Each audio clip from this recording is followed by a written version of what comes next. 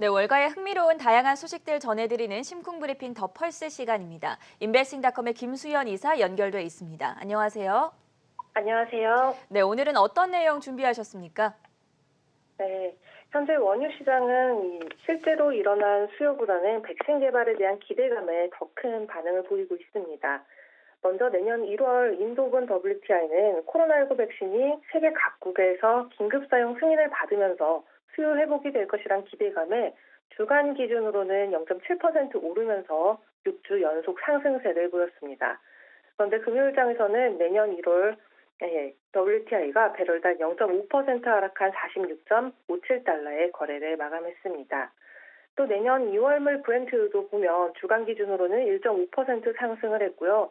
올해 3월 이후로 처음으로 50달러 선을 돌파하면서 눈길을 끌었지만요. 금요일장에서는 0.6% 하락한 49.97달러를 기록했습니다. 그래서 오늘은 이 최근 원유 시장에 있었던 주요 이슈들 보고 그리고 팩트 체크를 해보는 시간 갖도록 하겠습니다. 네, 첫 번째 이슈는 지금 보이는 자료화면과 같이 이라크 키르쿠즈 카바즈 의전에서 폭발이 발생한 건데요. 이 테러가 발생한 이후에 국제유가는 일시적인 상승세를 보였습니다. 현재 이라크는 오펙에서 두 번째로 큰 산유국이기도 한데다가 할당량을 가장 큰 폭으로 초과한 감산 미이행국인데요. 키르쿠즈 카바즈 유전의 일일 산유량은 2만 5천 배럴 정도로 소규모 유전이라고 할 수가 있고 다행히 결과적으로는 원유 생산에 영향이 없다는 것으로 밝혀졌습니다. 그런데 여기서 중요한 건 코로나19 백신을 제외하고서 유가 상승을 견인한 요인은 이번 사건이 처음이라는 점인데요. 그리고 이런 반응을 통해서 현재 이라크산 원유가 어떤 영향을 선사하는지를 알 수가 있었습니다.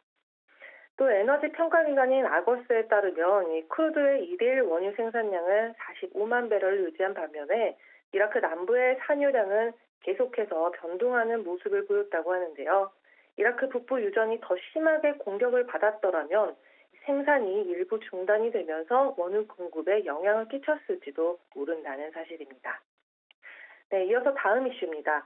바로 미 에너지정보청과 가스버디의 데이터가 불일치했다는 점인데요. 미 에너지정보청은 지난주 주간 원유 데이터에서 가솔린 재고가 증가했다고 했지만요. 가스버디에서는 가솔린 수요가 전주 대비 낮은 수준이라고 데이터를 밝혔습니다. 현재 미국 내 가솔린과 제트연료 수요는 부진한 수준이지만 그래도 지난주에는 추수감사절에 여행 수요가 높아진 영향 때문에 높은 수준을 기록했습니다. 하지만 그럼에도 지난 20년 동안으로 살펴봤을 때는 여전히 최저 수준의 추수감사절 가솔린 소비를 보였습니다. 다시 말해서 에너지정보청에 따르면 지난 5년 평균에 비해서 11% 높은 1,520만 배럴 원유 재고 증가, 그리고 5년 평균에 비해서 5% 높은 420만 배럴의 가솔린 재고 증가를 발표한 건데 그럼에도 WTI 선물은 0.88% 하락을 했고요. 그래서 여기서 중요한 거는 백신 기대감으로 인한 낙관론이 실제 수요 데이터와 맞을 때까지 얼마나 지속이 될지의 여부가 아닐까 싶습니다. 네, 이어서 세 번째 이슈입니다. 원유 전망에 대한 모순인데요. 일단 BP는 원유 수요가 다시는 일일 1억 배럴 돌파하지 못할 수도 있다는 전망을 전했습니다. 하지만 골드만삭스는 재생에너지로 전환하는 분위기 속에서도 국제 원유 수요가 상승할 것이라고 하는데요. 게다가 이는 원유에 국한된 것뿐만이 아니라 상품 시장 전체에서 구조적인 강세장의 시작이라고 밝힌 것입니다. 그런데 어쩌면 이런 전망은 이 골드만삭스가 보유한 여러 상품 포지션을 지지하기 위한 가능성일 수도 있는데요.